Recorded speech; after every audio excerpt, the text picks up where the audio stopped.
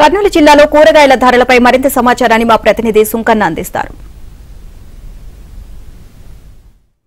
రాష్ట్రంలో అత్యధికంగా ఆదాయం వచ్చే రైతు బజార్లలో కర్నూలు సి క్యాంపు రైతు బజార్ ఒకటి. ఇక్కడ వేలాది మంది జనం వచ్చి కాయగూరలు ఆకుకూరలు కొంటున్నారు. అయితే నిత్యం రద్దీగా ఉండేటువంటి కర్నూలు సి క్యాంపు రైతు మార్కెట్లో కొద్ది రోజుల నుంచి కూడా ధరలు క్రమక్రమంగా పెరుగుతుండడంతో అయితే వినియోగదారుల సంఖ్య కూడా తగ్గడంతో కొంత కళ్ళ తప్పినటువంటి పరిస్థితి నెలకొంది. మాతో మాట్లాడేందుకు మార్కెట్ అధికారులు, రైతులు, అదేవిధంగా వినియోగదారులు ఉన్నారు. వారితో మాట్లాడేటువంటిది. చెప్పండి సార్, మీరు ఉద్యానవన శాఖ ఫీల్డ్ అసిస్టెంట్గా ఉన్నారు. సో మార్కెట్లో ఈరోజు ధరలు ఎలా ఉన్నాయి, ధరల పెరుగుదలకు కారణం ఏంటి సార్? నా పేరు శివకుమారు. నేను హార్టికల్చర్ ఫీల్డ్ ఆఫీసర్గా విధులు నిర్వహిస్తుంటాను. మన సి క్యాంప్ రైతు బజార్ రాష్ట్రంలోనే 2వ స్థానంలో ఉంది. మన సి క్యాంప్ రైతు బజార్కు కర్నూలు, కల్లూరు, ఊరకల్లు, బేతంచెర్ల, పాణ్యము, పలు మండలాల గ్రామాల నుంచి రైతులు ఇక్కడికి వచ్చి వాళ్ళ కూరగాయలు అమ్మకాలు చేస్తుంటారు. ఇప్పుడు ఈ కూరగాయలు ఏ విధంగా రేట్లు పెరిగినాయంటే వర్షాధార ప్రభావితం వలన, చేతికొచ్చిన పంట వర్షాధార ప్రభావితం వలన పూత రాలిపోవడం, వానలు ఎక్కువ పంటలు దెబ్బతినడం వలన కూరగాయలు బాగా దెబ్బతినడం జరిగింది. గతంలో పోల్చుకుంటే ఇప్పుడు ప్రతి దాని మీద 15 నుంచి 20 రూపాయల రేటు వరకు ఎక్కువ ఉంది. గత జిల్లాలతో పోల్చుకుంటే మన జిల్లా కొంచెం మేలు. మనం ఏం చేయలేం కదా, అది కొద్దిగా మన వరకు టమాటా తక్కువ రేటు ఉండే, ఈరోజు పెరిగిపోయింది. ఉల్లిగడ్డ కూడా ఇంకా 2 రోజులు పోతే ఇంకా ఉల్లిగడ్డ కూడా పెరుగుతుంది.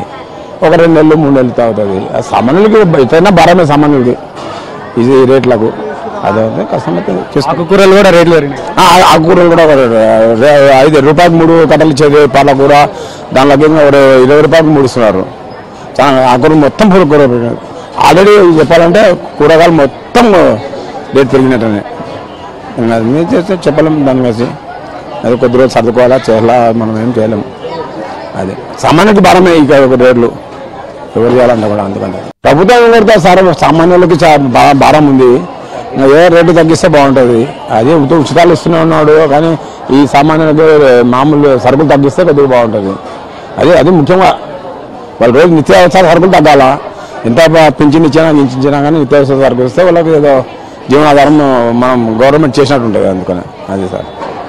సో మొత్తం మీద చూసుకుంటే వర్ష తుఫానుల నేపథ్యంలో పంటల దిగుబడి కూడా తగ్గడం వల్ల కూరగాయల ధరలు కూడా పెరిగాయి. ముఖ్యంగా ఆకుకూరల ధరలు కూడా అమాంతంగా పెరుగుతున్నటువంటి క్రమంలో వినియోగదారులు కూడా అయితే బెంబేలెత్తిపోతున్నటువంటి పరిస్థితి. సామాన్యుల పైన భారం పడుతుంది. మరికొన్ని రోజులు ఇలా రేట్ల పరిస్థితి అయితే ఇంకా ఇలాగే ఉంటుందని కూడా మార్కెట్ శాఖ అధికారులు చెప్తున్నారు. అయితే ధరలు పెరగడం వల్ల దిగుబడి అయితే తక్కువ వచ్చింది. కొంత రేట్లు పెరగడం వల్ల మాకు కొంత మేలు చేకూరుతుందని కూడా రైతులు చెప్తున్నటువంటి పరిస్థితి. అయితే ప్రభుత్వం వినియోగదారులను దృష్టిలో పెట్టుకొని ధరలు తగ్గించాలని కూడా కస్టమర్స్, ప్రజలు ప్రభుత్వాన్ని కోరుతున్నటువంటి పరిస్థితి. కెమెరా పర్సన్ రాజశేఖర్తో సుంకన్న, ఏబిఎన్ ఆంధ్రజ్యోతి, కర్నూలు.